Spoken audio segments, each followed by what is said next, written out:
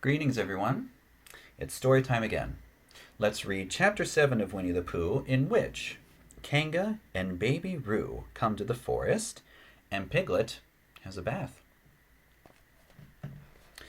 Nobody seemed to know from where they came from, but there they were in the forest. Kanga and Baby Roo. When Pooh asked Christopher Robin, "How did they come here?" Christopher Robin said, "In the usual way, if you know what I mean, Pooh." And Pooh, who didn't, said, "Oh." Then he nodded his head twice and said, "In the usual way. Ah." And then he tried to call upon his friend Piglet to see what he thought about it. And at Piglet's house he found Rabbit, so they all talked about it together. "What I don't like about all this... What I don't like about it is this," said Rabbit. "Here we are, you, Pooh, and you, Piglet, and me, and suddenly, and Eeyore," said Pooh, "and Eeyore, and suddenly, and Owl, and Owl, and then all of a sudden, oh, and Eeyore," said Pooh, "I was forgetting him." "Here we are," said Rabbit slowly and carefully, "all of us. And then suddenly we wake up one morning and what do we find? We find a strange animal among us. An animal of whom we've never even heard before. An animal who carries a family about with her in her pocket. Suppose I carried my family about with me in my pocket. How many pockets should I want?" 16, said Piglet. 17, isn't it?" said Rabbit. "And one more for a handkerchief. That's 18. 18 pockets in one suit. I haven't time." There was a long and thoughtful silence. And then Pooh, who had been frowning very hard for some minutes, said, "I make it 15. "What?" "15. 15 what?" "Your family." "What about them?" Pooh rubbed his nose and said that he thought Rabbit had been talking about his family. "Did I?" Rabbit said carelessly. "Yes, you said..." Never mind, Pooh," said Piglet impatiently. "The question is, what are we to do about Kanga?" "Oh, I see," said Pooh. "The best way," said Rabbit, "would be this. The best way would be to steal Baby Roo and hide him. And when Kanga says, 'Where's Baby Roo?' we say, 'Aha!'" "Aha!" said Pooh, practicing. "Aha! Aha! Of course," he went on, "we could say aha even if we hadn't stolen Baby Roo." "But, Pooh," Rabbit said kindly, "you haven't any brain." "I know," said Pooh humbly. "We say aha so Kanga knows that we know where Baby Roo is. Aha means we'll tell you where Baby Roo is if you promise to go away from the forest and never come back. Now don't talk while I think." Pooh went into a corner and tried saying aha in that sort of voice. Sometimes it seemed to him that it did mean what Rabbit said, and sometimes it seemed to him that it didn't. "I suppose it's just practice," he thought. "I wonder if Kanga will have to practice too, so as to understand it." "There's just one thing," said Piglet, fidgeting a bit. I was talking to Christopher Robin, and he said that Kanga was generally regarded as one of the fiercer animals. I'm not frightened of fierce animals in the ordinary way, but it is well known that if one of the fiercer animals is deprived of its young, it becomes as fierce as two fiercer animals. In which case, aha is probably a foolish thing to say." "Piglet," said Rabbit, taking out a pencil and licking the end of it, "you haven't any pluck." It's hard to be brave," said Piglet, sniffing slightly, when you're already a very, very small animal." Rabbit, who had begun to write very busily, looked up and said, "It is because you are a very small animal that you'll be useful in the adventure before us." Piglet was so excited at the idea of being useful that he forgot to be frightened any more. And when Rabbit went on to say that Kangas were only fierce during the winter months, being at other times of an affectionate disposition, he could hardly sit still. He was so eager to begin being useful at once. What about me? Said Pooh sadly. I suppose I shan't be useful. Never mind, Pooh, said Piglet comfortingly. Another time, perhaps.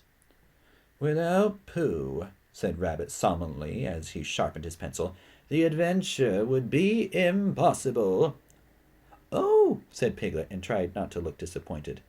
But Pooh went into a corner of the room and said proudly to himself, Impossible without me, that sort of bear. Now listen, all of you, said Rabbit when he had finished writing, and Pooh and Piglet sat listening very eagerly with their mouths open. This was what Rabbit had read out. Plan to capture Baby Roo. First, general remarks. Kanga runs faster than any of us, even me. Second, more general remarks. Kanga never takes her eye off Baby Roo except when he's safely buttoned up in her pocket. Third, therefore, if we are to capture Baby Roo, we must get a long start, because Kanga runs faster than any of us, even me.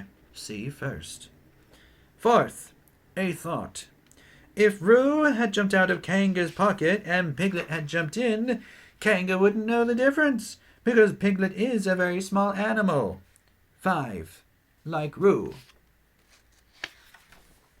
Sixth, but Kanga would have to be looking the other way first so as not to see Piglet jumping in.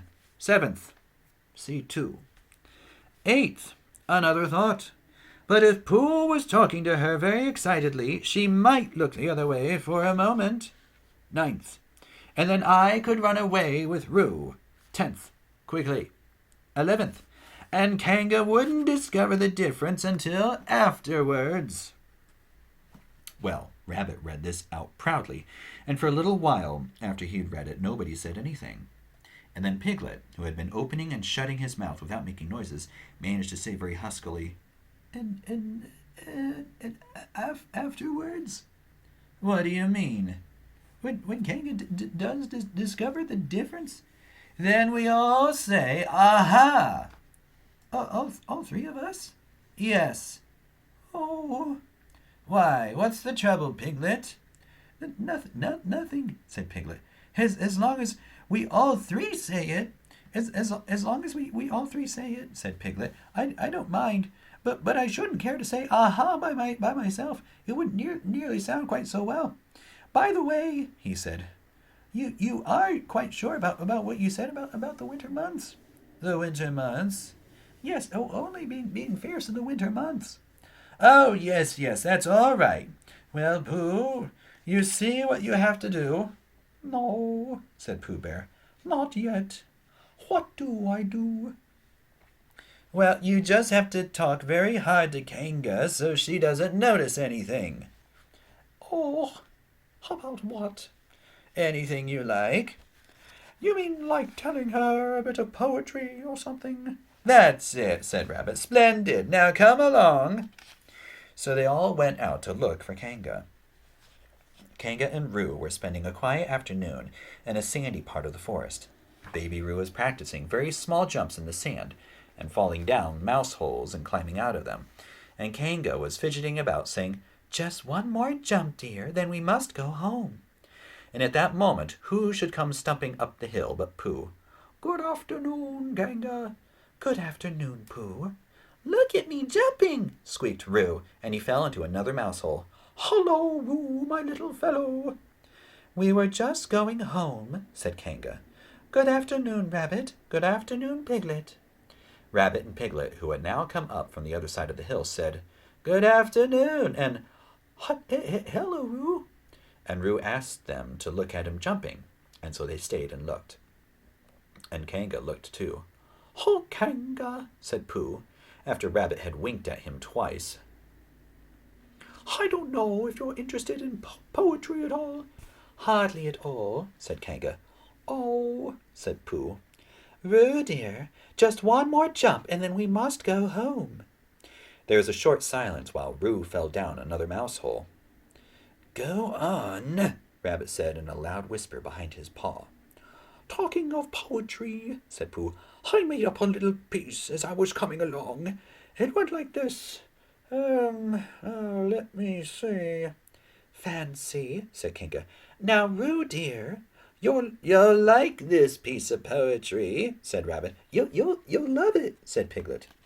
You must listen very carefully, so as not to miss any of it. Oh, yes, said Kanga, but she still looked at Baby Roo. How did it go, Pooh? Said Rabbit. Pooh gave a little cough and began. Lines written by a bear of very little brain. On Monday, when the sun is hot, I wonder to myself a lot. Now, is it true or is it not that which is what is which and which is what? On Tuesday, when it hails and snows, the feeling on me grows and grows that hardly anybody knows if those are these and these are those.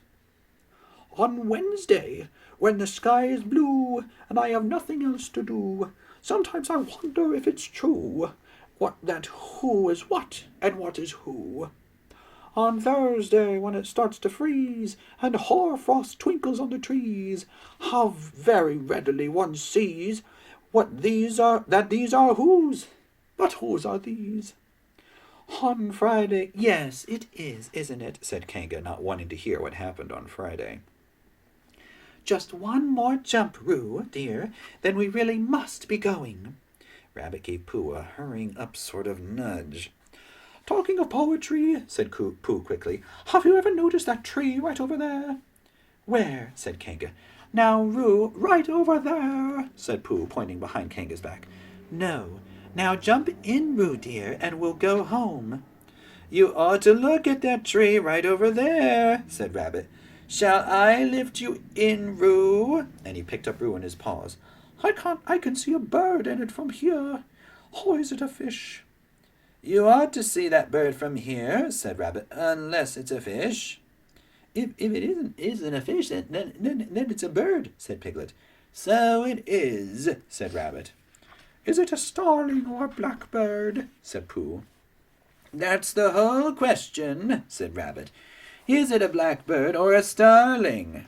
And then at last, when Kanga did turn her head to look, and the moment that her head was turned, Rabbit said in a loud voice, In you go, Roo! And in jumped Piglet into Kanga's pocket, and off scampered Rabbit, with Roo in his paws as fast as he could. Why, where's Rabbit? Said Kanga, turning round again. Are you all right, Roo, dear? Piglet made a squeaky Roo noise from the bottom of Kanga's pocket. Rabbit had to go away, said Pooh. I think he thought of something he had to go see about suddenly. And Piglet? I think Piglet thought of something at the same time. Suddenly. Well, we must be getting home, said Kanga. Goodbye, Pooh. And in 3 large jumps she was gone. Pooh looked after her as she went. I wish I could jump like that, he thought. Some can and some can't. That's how it is. But there were moments when Pooh wished that Kanga couldn't. Often, when he'd had a long walk home through the forest, he had wished that he were just a bird. But now, as he thought jerkily to himself at the bottom of Kanga's pocket, if this is flying, I shall never really take to it. And as he went up in the air, he said, Ooh! And as he came down, he said, Ow! And he was saying, Ow, oh, oh, ow, oh, ow, all the way to Kanga's house. Of course, as soon as Kanga unbuttoned her pocket, she saw what had happened. For just a moment, she thought she was frightened, and then she knew she wasn't, for she felt quite sure that Christopher Robin would never let any harm happen to Roo. So she said to herself, If they're having a joke with me, I will have a joke on them. Now then, Roo, dear, she said as she took Piglet out of her pocket, bedtime. Said Piglet, as well as he could after his terrifying journey. But it wasn't a very good aha, and Kanga didn't seem to understand what it meant. Bath first, said Kanga in a cheerful voice. Aha, said Piglet again, looking round anxiously for the others. But the others weren't there. Rabbit was playing with Baby Roo in his own house, and feeling more fond of him every minute, and Pooh, who had decided to be a Kanga, was still at the sandy place on top of the forest, practicing jumps. "I'm not at all sure," said Kanga in a thoughtful voice, "that it wouldn't be a good idea to have a cold bath this evening. Would you like that, Roo, dear?" Piglet, who had never really been fond of baths, shuddered, a long, indignant shudder, and said as brave as he could, "Kanga, I see the time has come to speak plainly." "Funny little Roo," said Kanga as she got the bath water ready. I am not Roo," said Piglet rallying. I'm Piglet." "Yes, dear, yes," said Kanga soothingly. "And imitating Piglet's voice, too. So clever of him," she went on as she took a large bar of yellow soap out of the cupboard. "What will he be doing next?" Can't you see?" shouted Piglet. Haven't you got eyes? Look at me." "I am looking, Roo, dear," said Kanga rather severely. "And you know what I told you yesterday about making faces. If you go on making faces like Piglet, you'll grow up to look like Piglet, and then think how sorry you'll be. Now then, into the bath, and don't let me have to speak to you about it again." Before he knew where he was, Piglet was in the bath, and Kanga was scrubbing him firmly with a rather large, lathery flannel. "Ow!" said Piglet. Let me out! I'm Piglet!" "Don't open the mouth, dear, or soap goes in," said Kanga. "There, now what did I tell you?" You did that on purpose," spluttered Piglet as soon as he could speak again, and then accidentally had another mouthful of lathery flannel. "That's right, dear, don't say anything," said Kanga, and in another minute Piglet was out of the bath, being rubbed dry with a towel. "Now," said Kanga, "there's your medicine, and then bed." What medicine?" said Piglet. "To make you grow big and strong, dear.